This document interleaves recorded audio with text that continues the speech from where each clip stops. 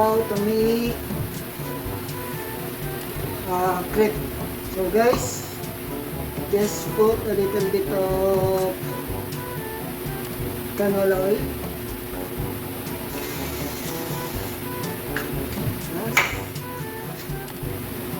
Mix.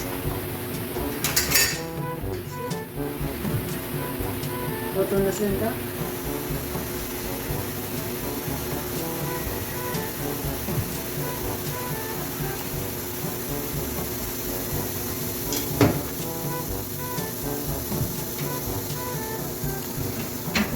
Make a circular motion.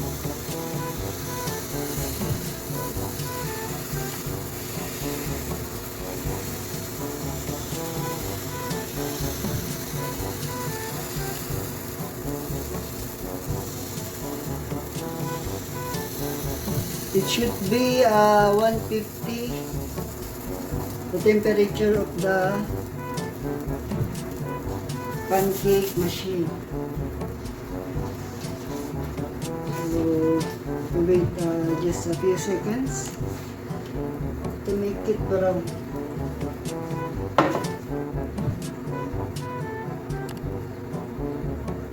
It should be brown color on the top.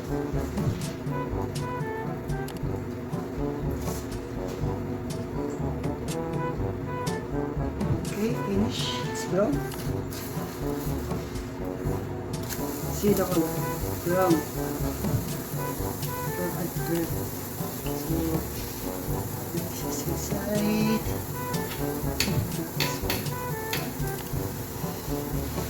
Just a few minutes again. It should be 160. The temperature of this machine. To make it a brown color. The crepe.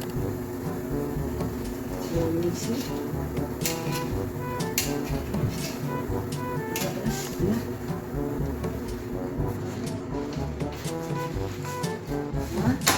Lipas.